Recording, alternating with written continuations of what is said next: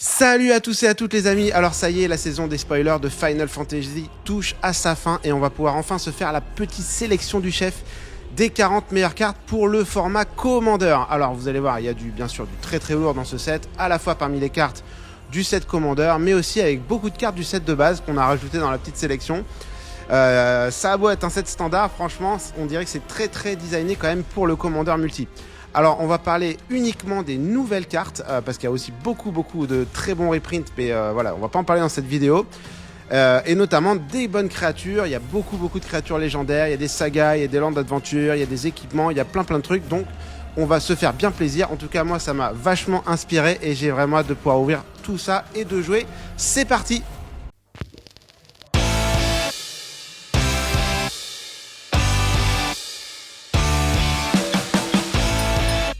Allez, let's go, on va se faire cette petite liste. Donc vous voyez, elle est encore non listée. Je vais bientôt la rendre publique pour que vous puissiez y accéder. Elle sera en lien dans la description de la vidéo comme d'habitude. N'oubliez pas de vous abonner aussi sur mon compte Moxfield. J'ai 50 abonnés, ça commence à monter. Mais voilà, c'est très sympa aussi. Vous pouvez accéder à mes listes. Moi, je peux aussi accéder aux vôtres. Donc n'hésitez pas à le faire aussi. Alors, bien sûr, comme toute sélection, il y a évidemment des très bonnes cartes, peut-être qui vous paraîtront bonnes, qui ne font pas partie de cette liste. Voilà, c'est comme ça, il faut faire un choix, c'est pas facile. Donc j'ai fait cette petite liste aussi en collaboration avec Madi qui m'a bien aidé. Merci à Madi qui m'a aidé sur Blue Sky. Et donc juste avant de faire le passage sur les cartes, on va faire un petit rappel. Parce que regardez, je les flash très rapidement. On a un certain nombre de cartes, mais regardez, on a aussi des cartes qu'on va mettre en sideboard. Alors pourquoi je les ai mis en sideboard? Il y a deux choses. Premièrement, j'ai mis les cartes des decks préconstruits. Regardez, les decks préconstruits qui sont des très bonnes cartes bien sûr pour le commandant. Donc il y a toujours le commandant principal, par exemple si on prend Tidus, et le commandant secondaire si on prend Yuna. Donc ces cartes elles sont excellentes, bien sûr vous pouvez monter, améliorer ces decks, moi je vous le conseille vraiment, c'est un très bon moyen de se mettre au commandeur. Et un petit rappel, donc là aussi, donc regardez le symbole de l'extension, là je vais le mettre à l'écran, le petit chocobo, donc l'extension commandeur. Donc qui est présent bien sûr dans tous les decks commandeurs. Si vous achetez tous les decks commandeurs, vous aurez toutes les cartes du set Commander et les cartes du set normal, donc celle-là, ce symbole d'extension qui sont présentes bien sûr dans les boosters de jeux et collector. Il faut savoir quand même que déjà premièrement sur les finitions, là j'ai mis les finitions très sympas, les borderless caractères que vous pouvez trouver que dans les collectors, ceux-là, parce que dans les boosters préconstruits, dans les decks préconstruits, pardon, vous aurez cette version qui sera normalement, alors soit en foil normal, soit en search foil dans les decks collector. Mais après, dans les boosters collector, vous pouvez trouver à la fois la version art étendu que vous avez ici, qui n'est pas trouvable dans les boosters de jeu, et les versions caractères, soit foil normal, soit search foil, qui vont être très recherchées, parce qu'en fait, on peut pas les trouver, et j'ai bien regardé, on peut pas trouver non plus ces versions dans les boosters de jeu. Donc voilà, vous avez à la fois en sideboard ces cartes des decks préconstruits, le commandeur principal, le commandeur secondaire. Et je vous ai mis aussi, bien sûr j'ai dit que je parlais que des nouvelles cartes dans cette vidéo, ce sera le cas. Mais je me devais quand même de vous mettre aussi les réimpressions qui vont être mis dans les bonus sheets, qui vont être ultra recherchés. Donc vous en aurez dans tous les boosters, ça par exemple. Mais par contre pour avoir les versions rares mythiques, ça va être très compliqué dans les play boosters, mais vous pourrez quand même en avoir. Et ça va être compliqué aussi dans les collectors, parce que franchement il y en a très peu.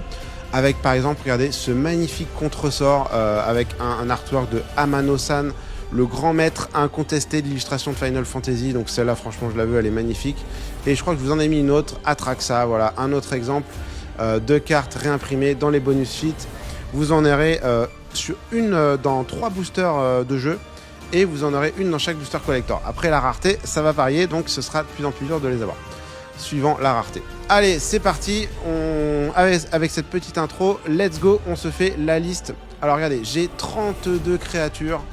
Alors hein, bien sûr, il y a beaucoup de personnages dans ce set. Vous voyez, je pense que j'ai quasiment que des créatures légendaires.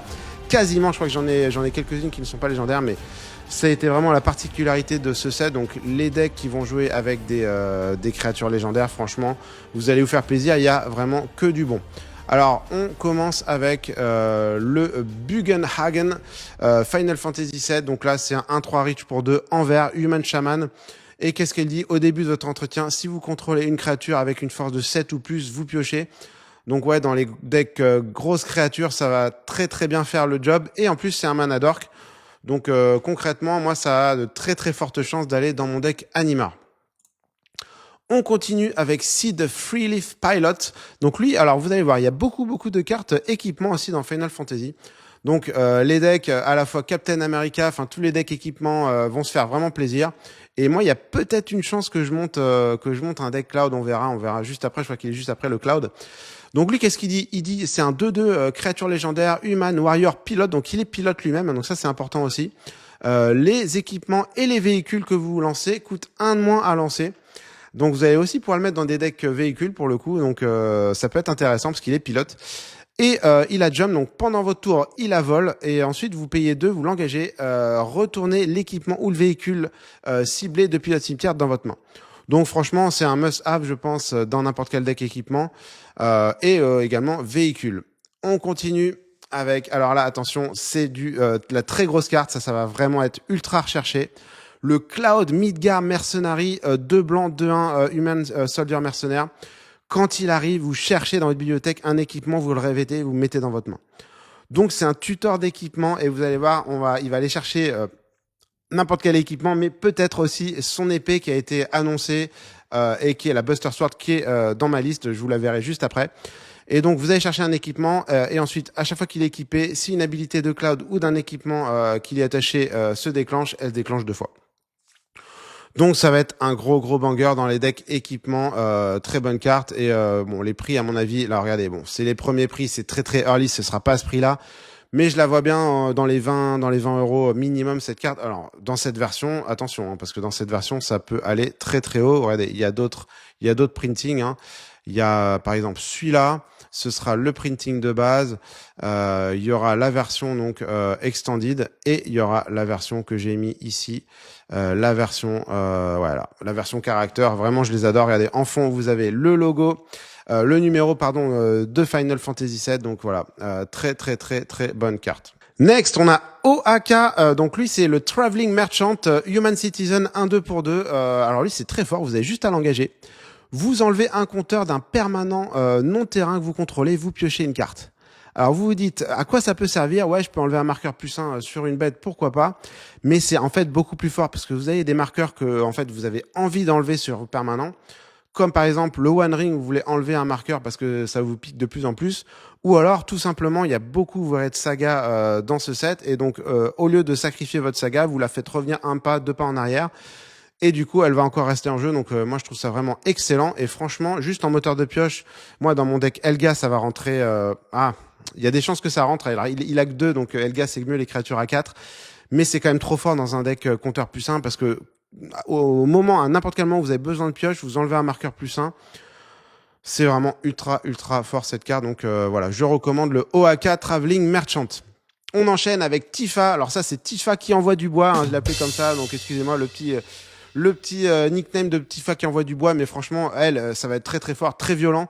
1-2 pour 2, trample, donc de base à la trample, et en fait, à chaque fois qu'un land arrive, vous allez doubler sa force. Donc, si vous faites fetch land, ça va faire 1, il va passer de 2 à 4, et ensuite, voilà, ça va aller très vite. Vous allez lancer un sort qui va la booster, ça va passer de 4 à 8 à 16. Donc, ouais, vous allez pouvoir one-shot des adversaires. Alors, ça peut être cool en commandant. Attention quand même, hein, on connaît bien le fameux deck Wilson qui est très fort dans cet archétype-là en mode Voltron. Elle, le seul problème que je lui trouve, c'est qu'elle a pas de moyen de protection du tout, donc ça va être voilà, il va falloir très vite la protéger avant de vouloir commencer à faire des dingueries avec. Mais honnêtement, sur un malentendu, one shot un adversaire avec, ça peut passer sans problème. Alors si je peux me permettre de te donner un conseil, c'est oublie que t'as aucune chance, vas-y fonce. On sait jamais, sur un malentendu ça peut marcher. Et alors bien sûr, hein, je pense en standard. Donc ça pourrait être aussi très sympa. On enchaîne avec Adburst Warrior of Darkness. Donc lui, c'est Final Fantasy XIV. Lui, c'est un 2-2 Spirit Warrior en Orzhov pour 3. À chaque fois que vous castez un sort blanc, vous mettez un compteur +1 sur chaque Legendary créature que vous contrôlez. Et elle gagne vigilance. Et c'est la même chose, mais sauf que c'est la menace si vous lancez un sort noir. Donc en fait, vous lancez un sort blanc-noir, vous allez mettre 2 +1/+1 marqueurs sur toutes les créatures légendaires, elles vont gagner vigilance menace jusqu'à la fin du tour. Ouais, en mode aggro, ça peut être très cool. Et il y a aussi bien sûr un archétype légendaire, donc ça se met pas dans n'importe quel deck Orzhov. Potentiellement les tokens, je suis pas sûr. Mais ouais, dans des decks avec des cartes légendaires, moi ça me donne bien envie aussi de monter un deck Avec l'archétype légendaire, il y en a tellement. Je crois qu'il y en a 170, 180 créatures légendaires. C'est du jamais vu. Je crois que c'est le record de nombre de créatures légendaires dans un set. Donc, allez-y, faites-vous plaisir avec le Warrior of Darkness. On enchaîne avec Baltyr and Fran, donc en grul pour 3, créature légendaire, Human Rabbit, donc rigolo, un petit lapin. 4-3 Reach, et lui c'est véhicule. Alors les véhicules, vous contrôlez, ont +1/+1, vigilance et Reach. C'est très très fort hein, comme capacité. Il dit aussi que quand un véhicule est piloté par cette créature qui est à l'attaque, si c'est la première phase de combat, vous pouvez payer 3. Et si vous le faites, il y a une autre phase de combat juste après celle-là. Donc, grosso modo, vous pilotez un véhicule avec lui et tous vos véhicules vont gagner une autre phase de combat. Lightning Army of One, donc 3-2 Amboros pour 3, légendaire créature Human Soldier. Donc, elle a First Strike, Trample, Lifelink. Et ce qui est très très fort avec elle, c'est qu'à chaque fois qu'elle va toucher un adversaire, jusqu'à votre prochain tour, n'importe quelle source qui va toucher cet adversaire ou un permanent va être doublé. Donc, on va expliquer un petit peu comment ça va marcher. Typiquement, si vous avez tout le board qui attaque cet adversaire, elle, si elle arrive à toucher en premier, donc elle touche, et ensuite toutes vos autres créatures qui vont lui faire des dommages vont doubler ses dommages. Donc c'est très très fort, et ce pauvre joueur, parce que franchement, si vous l'attaquez, ça va être dur pour lui, parce que du coup, c'est jusqu'à votre prochain tour, c'est pas que vos sources, c'est aussi les adversaires. Donc en gros, si vos adversaires aussi le touchent, eh ben, ça va doubler aussi les dommages. Donc malheureusement, je pense que vous allez vouloir faire ça contre le joueur le plus menaçant. Alors bien sûr, faut arriver à toucher. Encore une fois, c'est là où je dis, c'est quand même pas facile Lightning. Faut vraiment avoir beaucoup de cartes qui donnent l'évasion, imbloquable, vol, enfin ce que vous voulez. Mais voilà, il va falloir lui donner de l'évasion. Mais voilà, si vous faites ça, vous construisez tout le deck autour de ça, ça peut vraiment être très très violent et hyper fort. On enchaîne avec Lulu, Stern Guardian, 2-3 Human Wizard pour 3. À chaque fois qu'un adversaire vous attaque, vous choisissez une créature qui vous attaque et vous les mettez un stun counter. Et pour 4, vous pouvez proliférer. Donc c'est très très cool. Le mec vous attaque, vous dites non, je te la stun. Et aussi, je l'ai répété dans pas mal de mes vidéos, mais attention, il y a Spider-Man qui arrive et Spider-Man il joue avec les stun counters. Il y a beaucoup de cartes comme ça. Alors il y a pas longtemps sur Card Market, on m'a fait une grosse commande, il y avait que des créatures stun counter. À mon avis, c'est le temps de s'en procurer parce que ils vont avoir du succès ces stun counters parce que beaucoup de gens vont vouloir construire des decks Spider-Man et moi je trouve ça très très rigolo et très bonne carte donc pour cet archétype-là. Sephiroth Fable Soldier, 3-3 pour ta Human Avatar Soldier. Donc lui, c'est un des gros bangers du set. Les prix vont vraiment beaucoup monter sur cette carte qui va être ultra demandée. Elle est vraiment super forte. Quand elle arrive, quand elle attaque, vous pouvez sacrifier notre créature. Si vous le faites, vous allez piocher. Et ensuite, donc ça va jouer du coup aristocrate. Ça draine un adversaire ciblé, donc pas tous les adversaires. À chaque fois qu'une créature meurt, donc c'est ultra fort. Pas que les vôtres d'ailleurs. Et donc, si c'est la 4e fois, donc si 4 créatures sont mortes ce tour-ci, ce qui va arriver quand même assez facilement, je pense, si vous faites juste un sacrifice de chaque adversaire et de vous, ça fait déjà 4 bêtes, donc ça va se faire très facilement. Et après, il devient 5-5 vol, et ça vous fait du coup un emblème. L'emblème qui fait la même capacité, à chaque fois qu'une créature meurt, l'adversaire ciblé perd un point de vie, vous gagnez un point de vie. Donc vous l'avez en emblème. Vous allez vouloir, pour le coup, avoir plusieurs emblèmes, ça va être possible aussi. Et à chaque fois qu'il attaque, là c'est vraiment dingo, vous pouvez sacrifier autant de créatures que vous voulez et si vous faites, vous pêchez autant de cartes. Donc vous allez vouloir créer beaucoup de tokens, les sacrifier pour piocher comme un dingue et drainer l'adversaire. C'est assez basique comme scénario, mais voilà, ça va être ultra impactant et cette carte va être très très très jouée en commandeur. On enchaîne avec Terra Magical Adept, 4-2 Human Wizard Warrior pour 3, du coup en grul. Quand elle arrive, vous allez meuler 5 cartes et vous mettez un enchantement parmi ces cartes dans votre main. Donc attention, c'est pas de votre cimetière, hein, c'est un enchantement des cartes meulées. Et ensuite, pour 6, regardez la petite surprise, vous la transformez et regardez ce que ça fait. Là, il y a 5 couleurs, donc vous pouvez jouer ce deck en 5 couleurs. Du coup, en archétype enchantement. Donc, les 3 premiers effets font quoi? Vous créez une copie d'un non-legendary enchantement que vous contrôlez. Il a haste, et si c'est une saga, vous mettez 3 compteurs lore sur lui, et vous le sacrifiez à la fin du prochain tour. Ouais, donc ça peut être très très très puissant dans des decks du coup enchantement et saga. Vous avez toutes les couleurs disponibles. Le 4e effet, ça fait quoi? Ça fait que vous ajoutez 2 manas de chaque couleur et vous le retournez, donc il meurt même pas. Donc ça peut être vraiment ultra violent. Alors le coût de transformation, pour rappel, c'est quand même 6. Mais voilà, ça va être un deck qui va se mettre en place tranquillement. Une fois que vous avez 6 mana, si vous arrivez à le contrôler, à le transformer directement, parce qu'en plus j'ai vu des cartes qui ont monté en prix sur Card Market qui permettent de transformer. Ouais, ça peut être vraiment un deck très sympa, enchantement, qui va être ultra impactant. Et là, un petit artwork de Amano-san, encore une fois, je vous souhaite d'avoir cette version qui est aussi assez sympa. On enchaîne avec le Chocobo. Donc le Chocobo, le Traveling, excellente carte. C'est la carte qui va être, c'est la Chase Card qui va être recherchée parce que c'est la version sérialisée et la version néon, encre néon que j'ai mis ici. Vous avez plusieurs couleurs de néon. Je l'ai présenté dans ma vidéo. J'ai fait une petite vidéo d'introduction du set quand ils ont fait la grosse vidéo de présentation. C'est très fort, 3-2 pour 3. Vous pouvez regarder la top card de votre librairie à tout moment et jouer des landes ou des oiseaux depuis l'eau de votre bibliothèque. Et si un land ou un oiseau vous contrôle arrive sur le champ de bataille et que ça trigger une ability d'un permanent que vous contrôlez, ça la trigger 2 fois. Donc gros banger qui va être très très joué aussi dans beaucoup de decks. Et on enchaîne avec Vivi Ornitier. Alors lui, attention, en Isette 0-3. Donc là, c'est Monsieur Combo. J'ai des potes de mon groupe qui veulent déjà le monter, ce petit Vivi, les coquins. Ils sont coquins parce que lui, il va faire combo infini avec certaines cartes qui vont pouvoir copier sa capacité. Et vu qu'il la copie, alors ils peuvent la faire plusieurs fois par tour. Donc c'est ultra fort. Pourquoi? Parce que pour 0, vous ajoutez X mana dans n'importe quelle combinaison de couleurs, rouge ou bleu, X étant la force de Vivi. Et à chaque fois que vous castez un sort non créature, vous mettez un compteur +1 sur Vivi et il fait un dommage à chaque adversaire. Donc voilà, vous allez caster des non créatures, il va monter en force, vous allez pouvoir ramper avec lui. Vous faites qu'une fois par tour, mais après voilà, il y aura plein de petits tricks pour le faire plusieurs fois. Donc ouais, Vivi va être très très joué par les adeptes, les grands méchants de l'Isette. Moi je suis pas un joueur Isette, mais bon j'accepte, ils vont faire leur tour qui va durer 20 minutes et ils vont vous casser la tronche et ça va être la fin de la partie. Voilà les amis, le petit résumé de Vivi. On enchaîne avec Yuffie Materia Hunter. Donc lui, elle, j'ai trouvé très sympa. Pourquoi? C'est une Human Ninja pour 3 avec Ninjutsu 2. Donc vous pouvez la mettre sur le champ de bataille juste pour 2. Et je vous l'ai dit, il y a beaucoup d'équipements dans ce set. Donc quand elle arrive en jeu, vous gagnez le contrôle d'un artefact, donc non créature. Tant que vous contrôlez Yuffie, donc soit vous lui prenez un équipement, vous êtes très content, soit vous prenez à la personne un petit artefact, donc typiquement un caillou, vous serez très content d'avoir un caillou. Et ensuite, vous pouvez attacher un équipement que vous contrôlez à Yuffie. Donc c'est super fort, vous attachez n'importe quel équipement, même si c'est 7 en coup d'équipement, vous allez pouvoir l'attacher.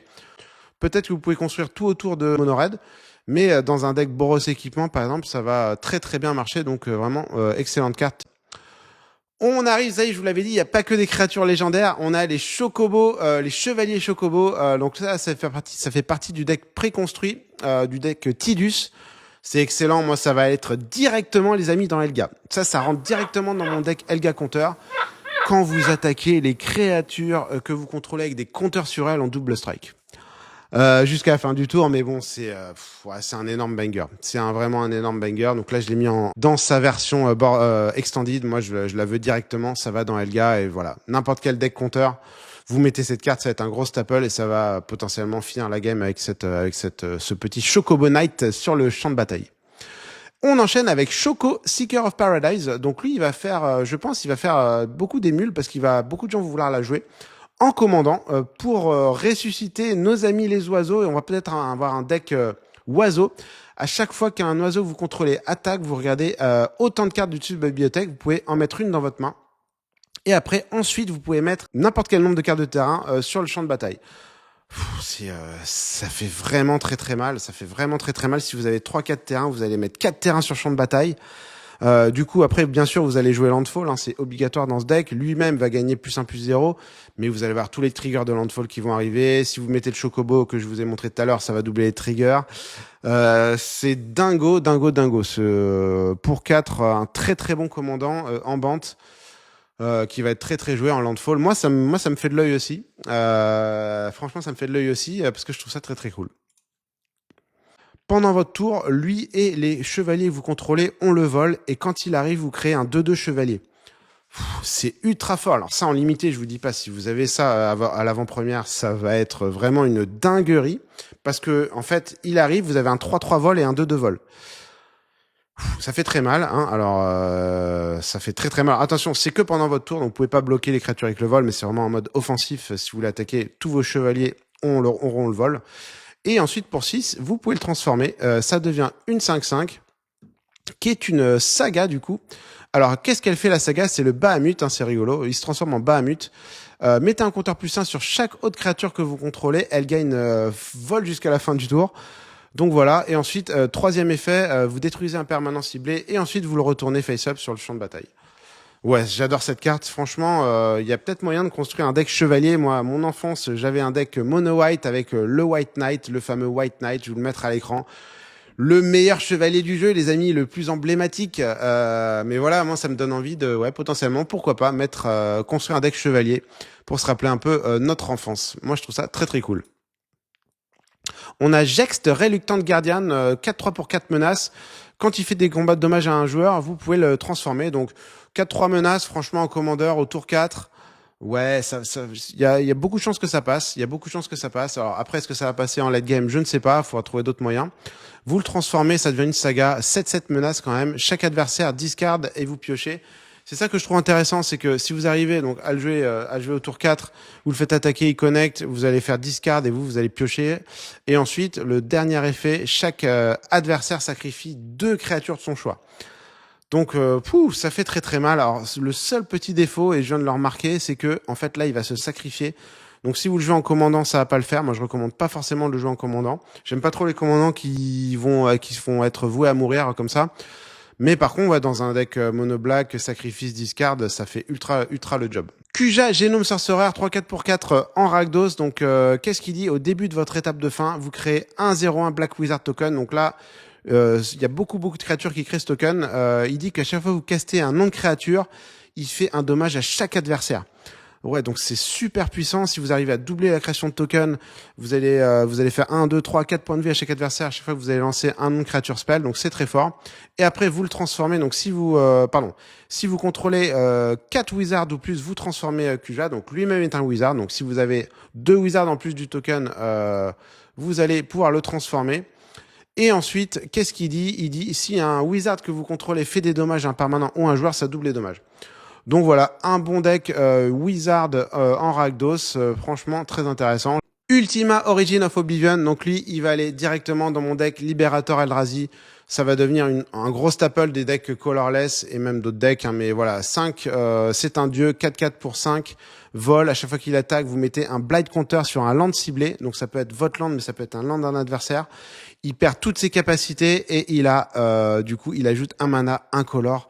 Donc en fait, vous allez complètement neutraliser le board de land adverse avec ça, parce qu'en fait, ils vont devenir juste des lands basiques ils vont devenir des wastes. Donc ils vont faire un peu la tête. Et après, quand vous, par contre, vous tapez un land pour de l'incolore, vous ajoutez un incolore en plus. Ça, moi, c'est directement dans mon deck Eldrazi, c'est très très fort. On enchaîne avec Yuna Hope Spyra en Célestia pour 5. Donc elle va jouer avec les enchantements. Donc on continue avec les enchantements. Et donc là, pendant votre tour, elle et vos créatures enchantements ont Trample, Lifelink, Ward 2. Donc attention, souvenez-vous d'Anictea. Anictea, c'est un très bon commandeur, magnifique illustration de Magali Villeneuve. Bah, ça va ultra bien marcher. Vos enchantements de créatures ont Trample, Lifelink, Ward 2. Et au début de votre étape de fin, vous retournez un enchantement ciblé de votre cimetière sur le champ de bataille avec un compteur finalité sur lui. Donc voilà, ça va réanimer des créatures enchantements ou des enchantements. Il y a aussi plein de sagas dans le set, donc gros banger.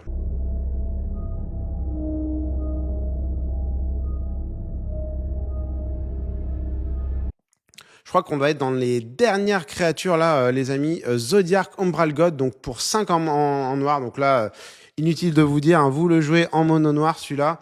5-5 indestructible. Quand il arrive, chaque joueur sacrifie la moitié de ses créatures non-dieux arrondies à l'unité inférieure. Donc ça fait très très mal. Et à chaque fois qu'un joueur sacrifie une créature, vous mettez un compteur +1 sur Zodiac. Donc c'est très basique, mais je pense que dans des decks mono black, vous allez avoir envie de jouer ça. On enchaîne avec Béatrice pour 4-4 pour 6 vigilance. Alors, c'est pas un chevalier, on pourra pas le mettre dans le deck chevalier. Mais par contre, vous allez le mettre dans un deck équipement. Et souvenez-vous, je vous ai parlé de Cloud équipement. Au début du combat, pendant votre tour, vous pouvez attacher n'importe quel nombre d'équipements à une créature que vous contrôlez. Alors, c'est à une créature, hein, donc vous n'avez pas... Mais voilà. Comme je vous l'ai dit, hein, les decks équipements vont faire très très mal. Donc là, moi j'aime beaucoup Béatrix, Loyal Général, ça va faire très mal dans les decks équipements. On continue avec le Léviathan. Alors magnifique dessin, on dirait un petit peu un dessin très très connu. Je vais vous le mettre à l'écran. Donc c'est un 6/6 Ward 2 pour 6 retourné, ça fait un Mass Bounce, donc ça fait faille cyclonique pour tout ce qui n'est pas Kraken, Léviathan, Merfolk, Octopus ou Serpent. Donc grosso modo, il y a de très fortes chances que ça n'impacte que les adversaires. Hein. S'il joue Léviathan, Merfolk ou Pieuvre, si le mec en face a un deck Pieuvre, vous avez pas de chance. Mais voilà, ça fait un grosse gestion dans le board. Et ensuite, la deuxième fois, jusqu'à la fin du tour, à chaque fois ces mêmes créatures attaquent, vous piochez une carte. Et le troisième effet également. Donc c'est quand même très cool. On continue avec une autre invocation, Primal Odin. Donc 5 croix pour 6. Donc premier effet, ça détruit une target créature qu'un adversaire contrôle. Voilà, petite gestion pour arriver. Ensuite, elle gagne à chaque fois que cette créature fait des combats de dommages. Et voilà, donc c'est pour ça que je l'ai mis, parce que en fait, ça va faire perdre la partie à un adversaire. Donc je trouve ça très rigolo en commandeur si vous arrivez à construire un deck, vous mettez cet enchantement. Ça peut être très rigolo, voilà. Donc et ensuite dernier effet, vous piochez 2 cartes et chaque adversaire perd 2 points de vie. On continue avec Ultimecia Temporal Thread, donc 4/4 pour 6. Quand elle arrive, vous tapez toutes les créatures que vos adversaires contrôlent. Donc si vous arrivez à Blink, ça va le faire plusieurs fois. C'est vraiment ultra puissant. Ça, franchement, ça fait très très mal. Et après, elle dit à chaque fois qu'une créature vous contrôlez inflige des dommages, combattre un adversaire, vous piochez une carte. Donc voilà, grosse sort de gestion. Voilà, ça va marcher en Blink. Vous allez piocher. Donc très bonne carte en bleu. On continue avec le Jumbo Cactuar qui lui a été révélé déjà quasiment au tout début. J'en ai déjà parlé. Quand il va attaquer, il va être 10 000 en force. Donc 10 000 en force, vous allez pouvoir faire des grosses dingueries, des sorts qui infligent leur force à un adversaire, à tous les adversaires. Donc voilà, c'est une carte à combo, ça peut être très rigolo. Et bien sûr, hein, si vous voulez donner Trample, vous one-shot un adversaire. On enchaîne avec Sin, le Cataclysme. Donc lui, il va rentrer dans Helga, c'est clair et net. Léviathan Avatar, 5/5 Volt Trample. Quand il arrive, vous enlevez autant de compteurs que vous voulez d'artefacts, de créatures, d'enchantements. Donc ça fait le même effet, hein. Vous vous souvenez de la carte que je vous ai montrée au début. Vous pouvez aussi les enlever de vos propres artefacts. One Ring, vous enlevez des sagas pour éviter qu'elle meure, etc. Et lui, il arrive avec autant de compteurs plus 1 que vous avez enlevé de compteurs. Et quand il meurt, vous mettez ces compteurs sur une créature que vous contrôlez. Donc à la fois, vous allez pouvoir ultra gérer les decks adverses qui jouent avec compteurs. Vous allez leur enlever tous ces compteurs, grosso modo. Et aussi, vous pouvez pouvoir l'enlever de créatures ou d'artefacts, de sagas, si ça vous arrange, sur votre propre board.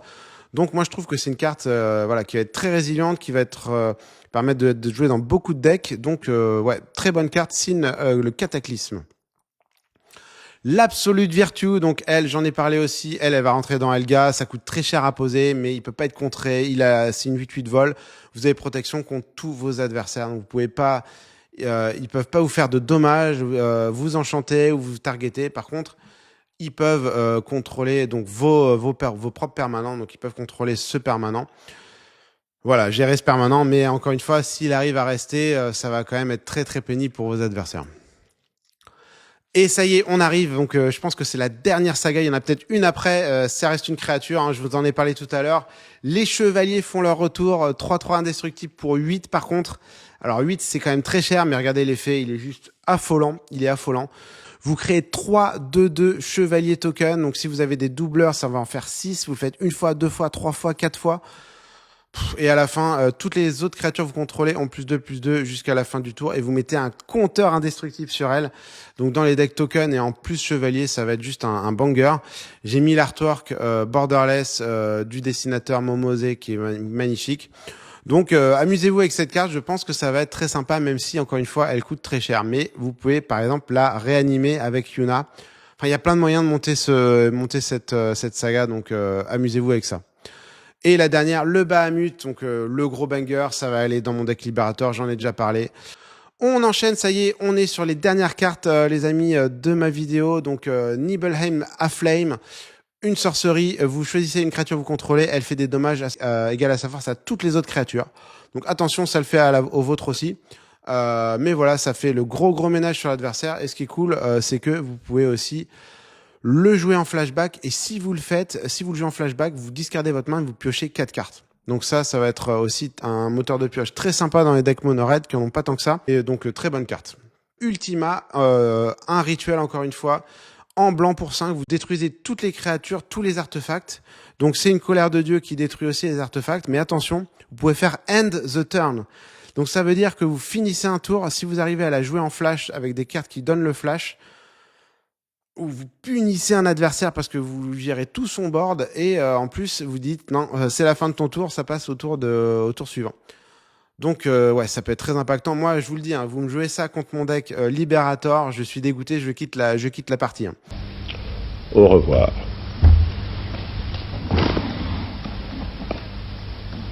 Non, franchement, c'est très fort.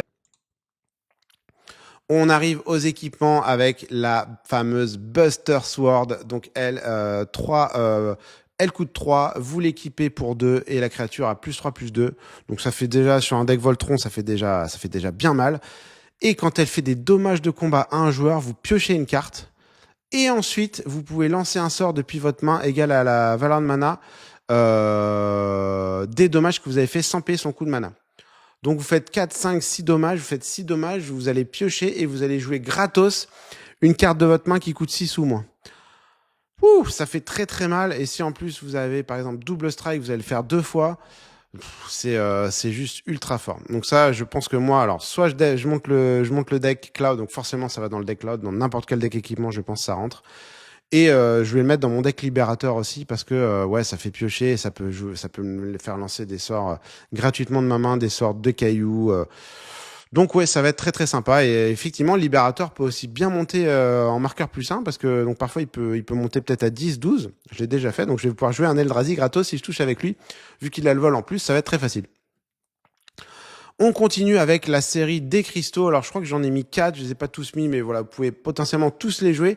Moi je conseille quand même de les jouer dans les decks monocolores parce que en gros ça fait l'effet des médaillons. Donc par exemple le vert il fait, donc vos sorts verts coûtent 1 de moins imposé. À lancer, pardon. Et ensuite, si un compteur +1, donc ça double les compteurs qui sont mis sur vos créatures à la place, donc c'est très fort. Et donc juste l'effet de base est fort. Et après, ils ont aussi des effets du coup activables n'importe quand. Du coup, c'est pas qu'en rituel, mais activables. Donc là pour 6, vous le tapez, vous distribuez 2 compteurs +1 sur 2 créatures ciblées que vous contrôlez. On continue avec le rouge. Le rouge, qu'est-ce qu'il fait? Lui, il donne haste et pour 6, vous créez une copie d'une créature que vous contrôlez. Donc ça peut être sympa aussi, mais franchement, le fait de donner haste à vos bêtes, en rouge, ça va être vraiment très fort. Le bleu, je l'ai mis pourquoi? Parce que franchement, si vous jouez Meul, c'est incroyable. Parce que au lieu de miler une carte, ça mile 4 cartes, ça mile une carte +4 à la place. Donc dans les effets qui font une fois un effet de meule, en fait ça va être trop puissant parce que vous allez vraiment meuler très vite les adversaires. Et en plus pour 6, chaque adversaire meule des cartes égales à votre nombre de cartes dans la main. Donc ouais, dans les decks meule à bleu, franchement ça c'est très puissant. On continue avec le Wind Crystal. Donc lui, le blanc, qu'est-ce qu'il fait? Il dit si vous deviez gagner de la vie, vous gagnez 2 fois ce nombre de points de vie à la place. Voilà, deck lifelink, sans problème, vous pouvez mettre ça. Et ensuite, pour 6, les créatures que vous contrôlez ont vol et lien de vie jusqu'à la fin du tour. Donc ça peut être vraiment un gros finisher en blanc avec des decks, voilà, token, créatures, ouais, très fort.